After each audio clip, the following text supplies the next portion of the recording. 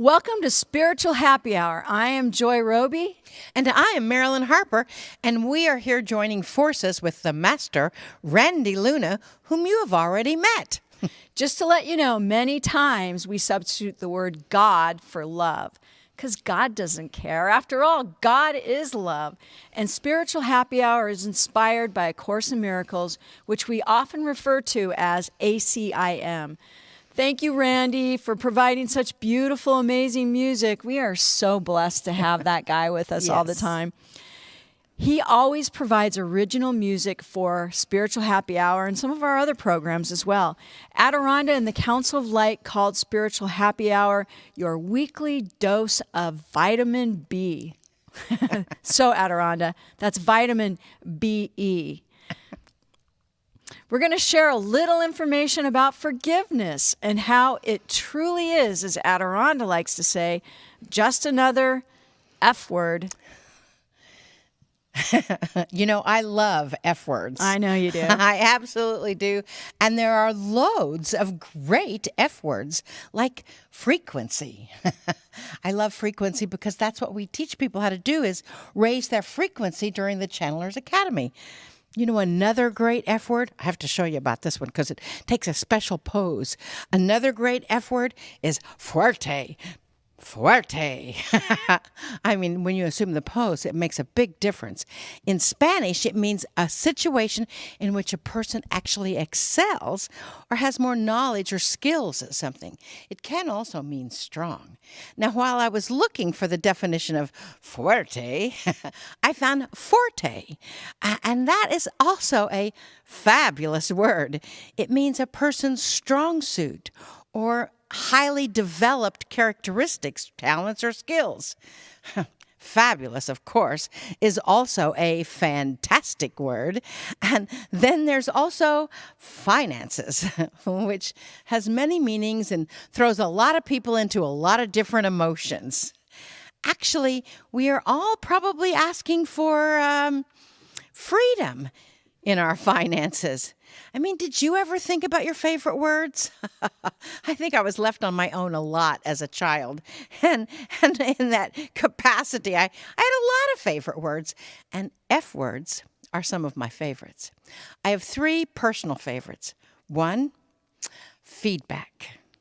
2, forgiveness. And 3, freedom. And you know what? They all kind of lead into each other. Feedback actually happens when you receive information from someone or even yourself about something that you feel you did or did not do. A lot of times you might think that feedback is also criticism. I mean, you know, you have positive or negative feedback, which is really just our own judgment that makes it positive or negative. Feedback is still just information. Like in electronics, when you get a microphone too close to the speaker, you get feedback, right?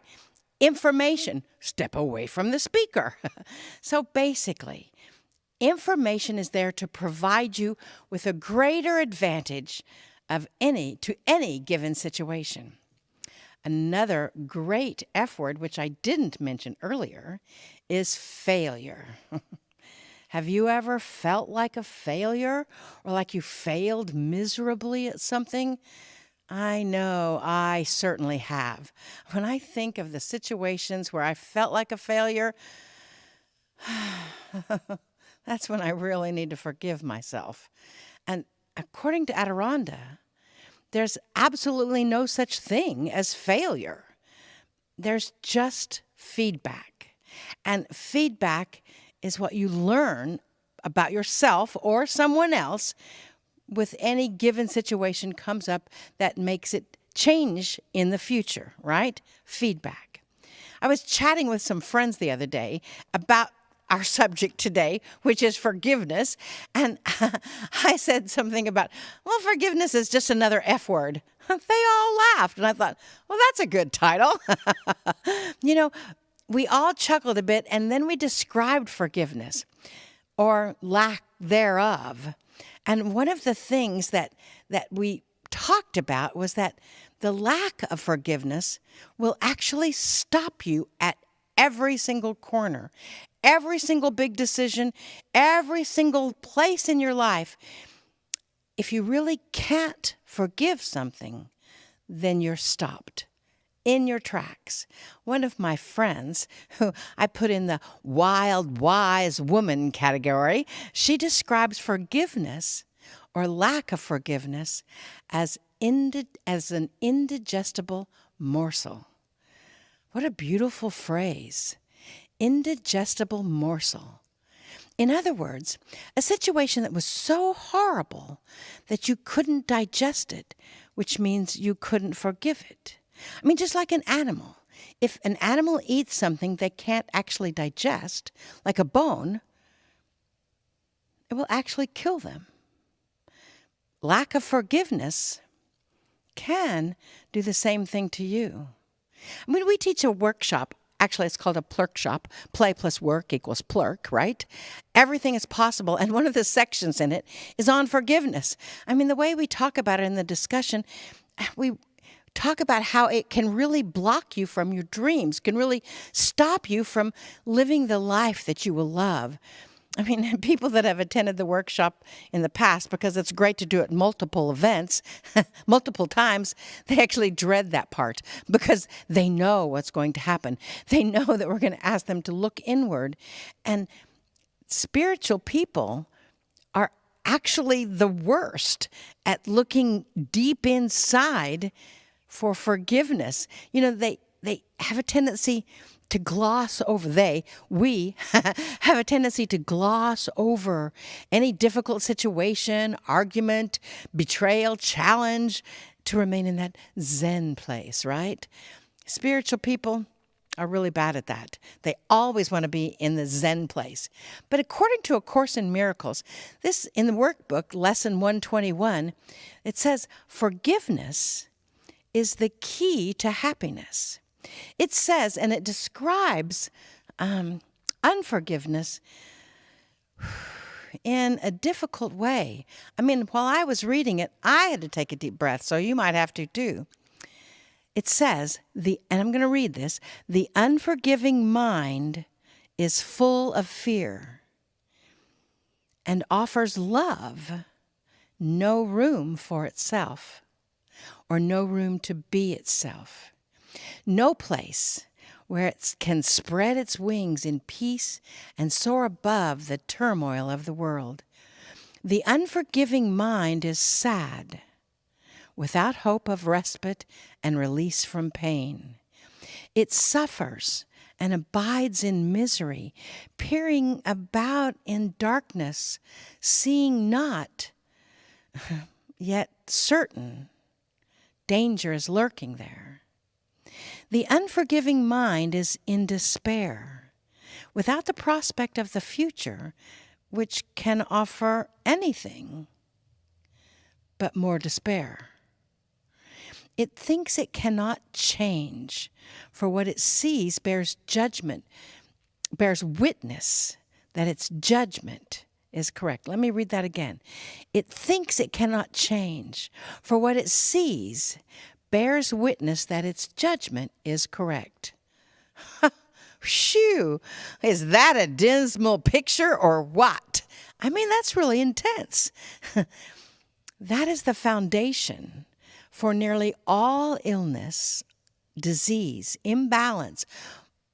While you can acknowledge the travesties, seeming injustices or betrayals in your life or others, then quite honestly, they are there for forgiveness.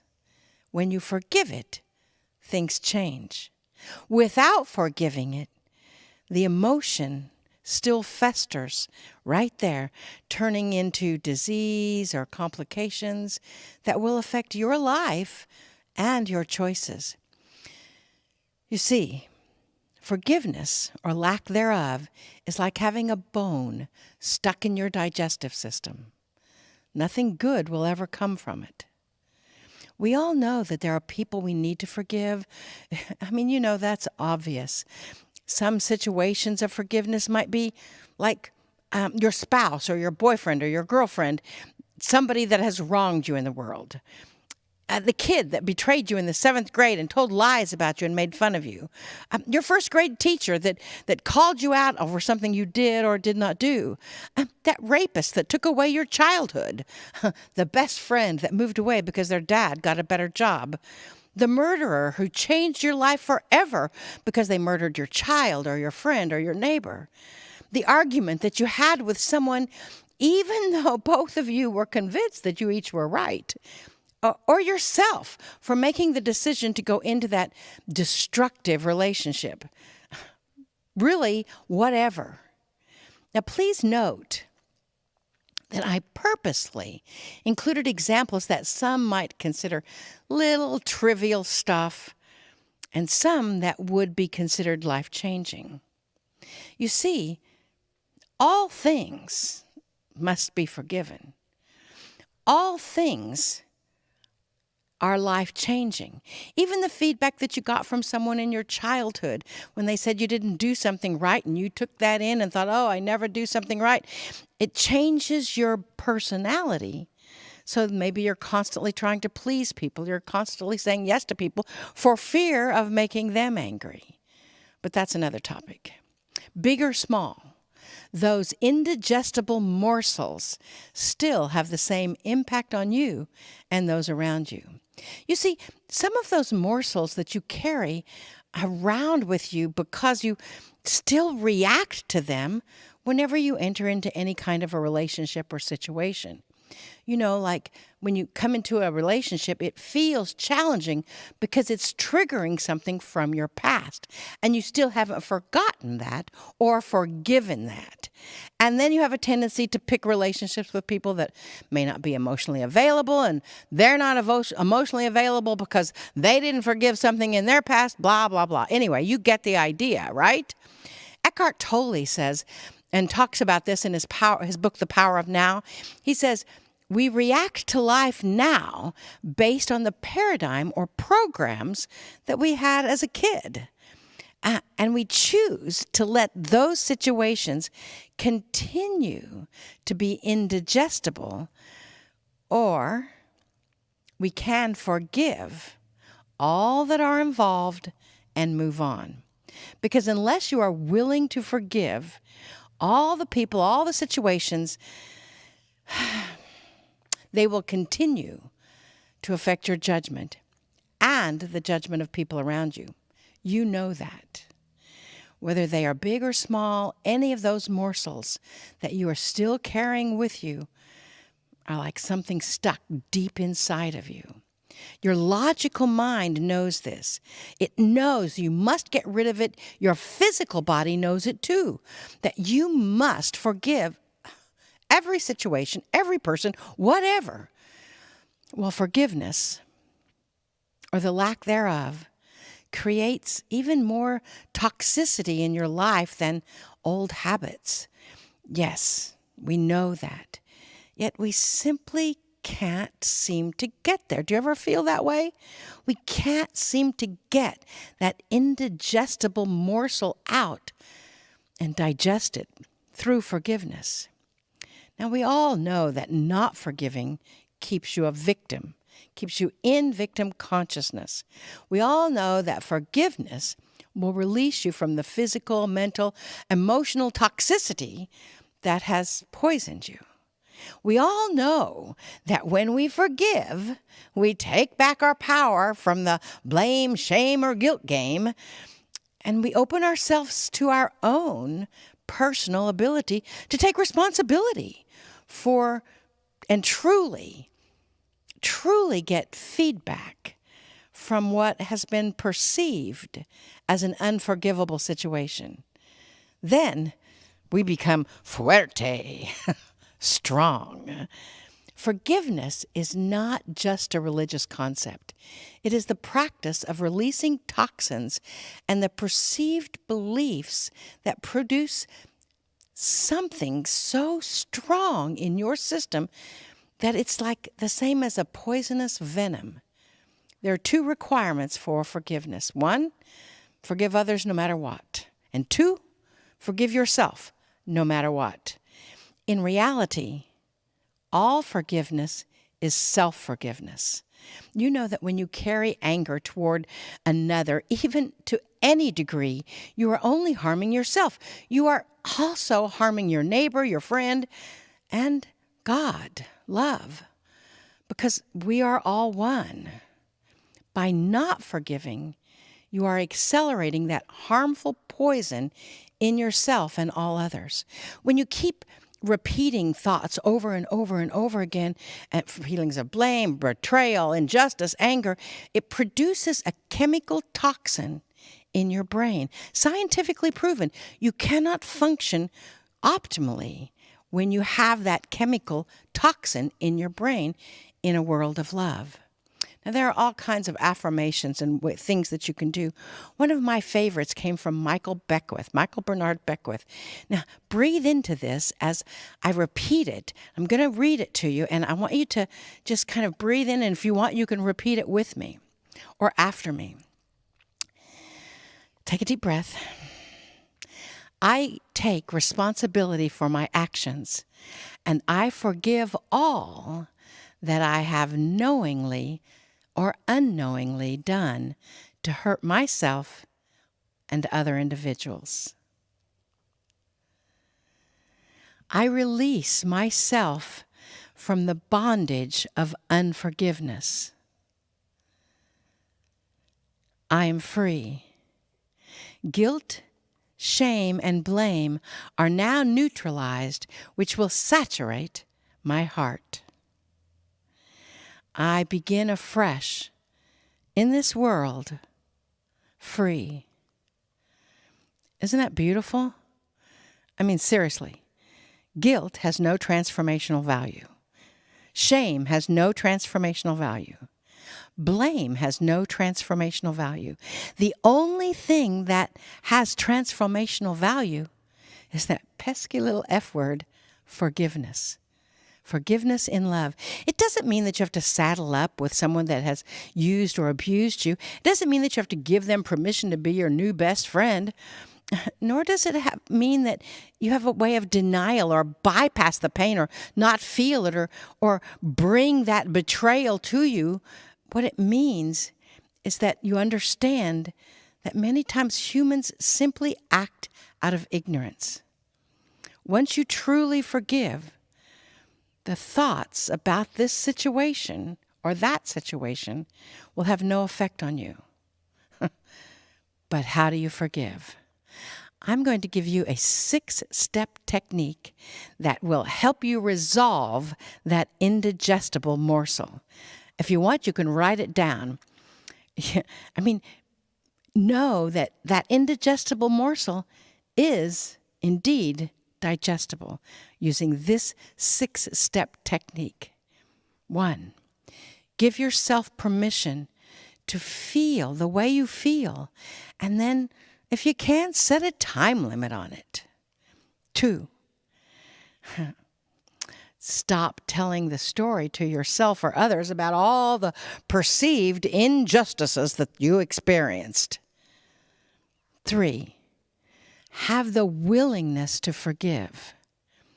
The statement, I am willing to forgive this, actually wills it into place. And I am willing to forgive myself about this, and this. Repeat those phrases 1,000 times a day until you feel that energy release. 4, be willing to see things from another perspective. Remember, there's 2 sides to every story. 5, have a deep understanding that this person, this situation, showed up in your life to teach you forgiveness and give gratitude for them. And 6, now this one, when you can do this, you will know that you have actually forgiven them or forgiven yourself. A very wise person told me this once. Pray for their happiness. That's when you know, when you can actually pray for their happiness and for your own happiness, then you know that you've forgiven them. Those 6 steps will set you free, which comes to my next favorite word, freedom.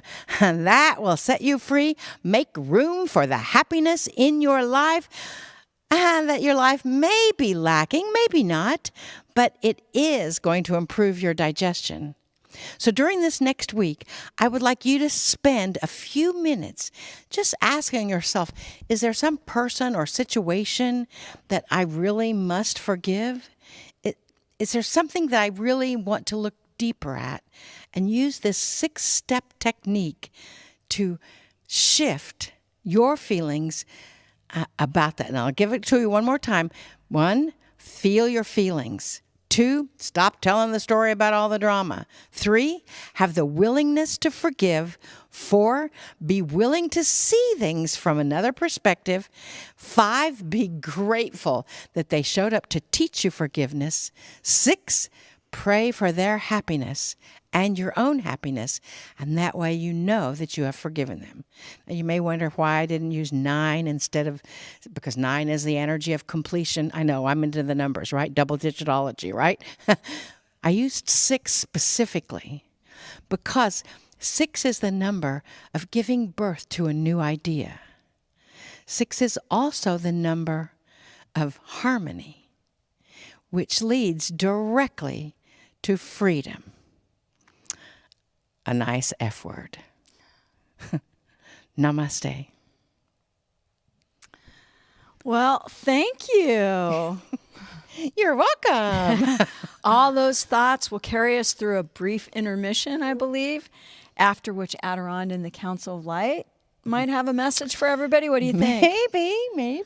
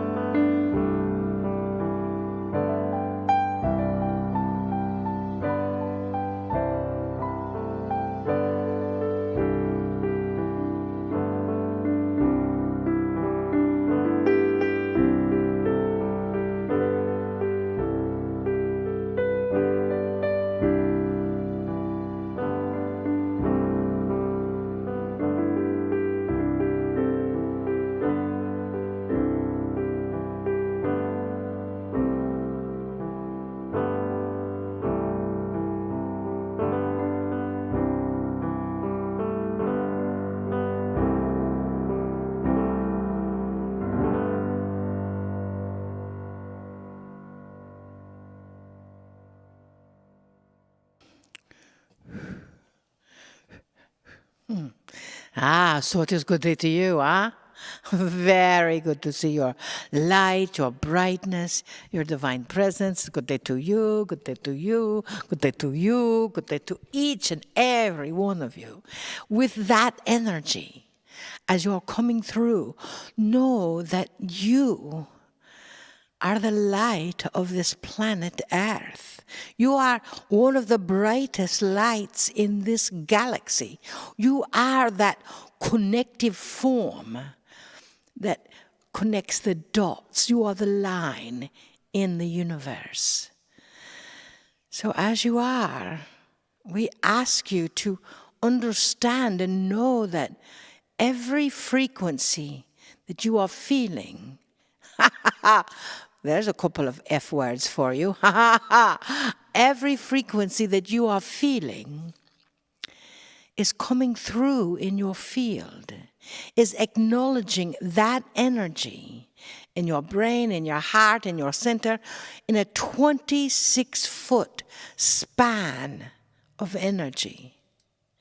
So when you are carrying something around in your heart that is anger, or frustration, or some travesty or betrayal, and you think, oh, if I could only get revenge. Revenge is thine, saith love, yes? And to know that revenge does nothing. It only creates revenge on you.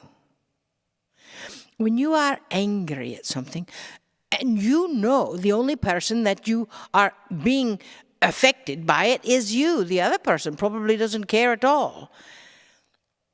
So all forgiveness is your forgiveness.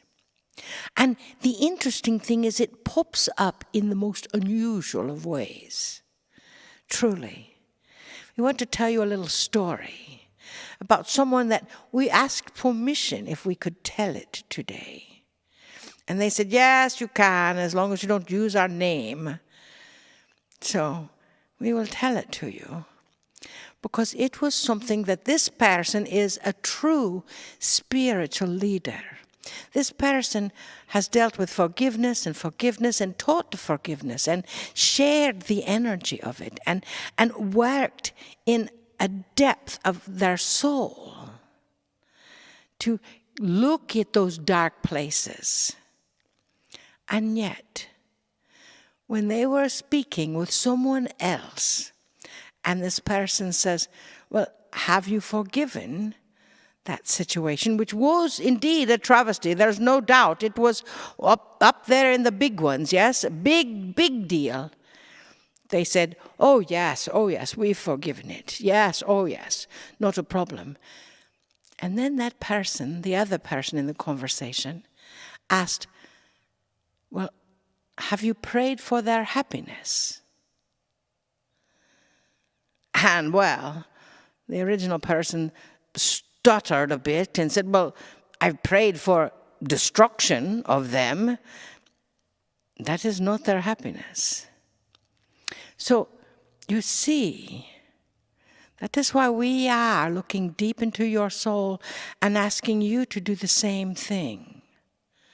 Because even the most spiritual of people, if they harbor some ancient 20, 30, 40-year-old anger,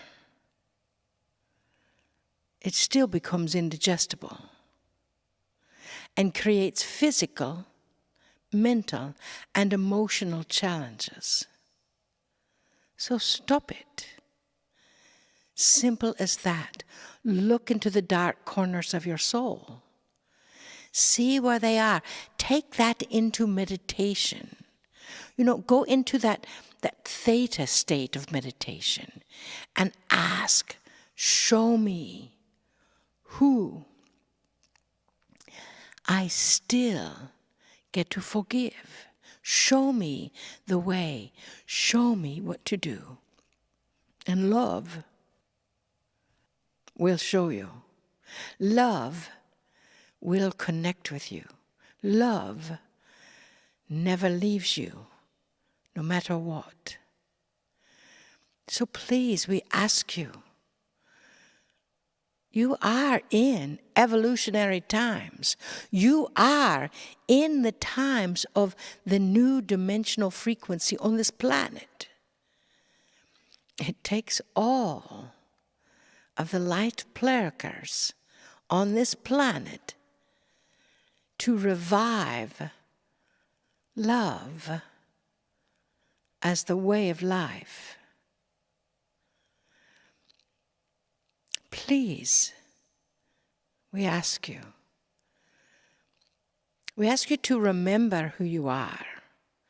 But by remembering who you are, that does not mean that you're dredging up all of those situations unless they are the ones that have not been forgiven.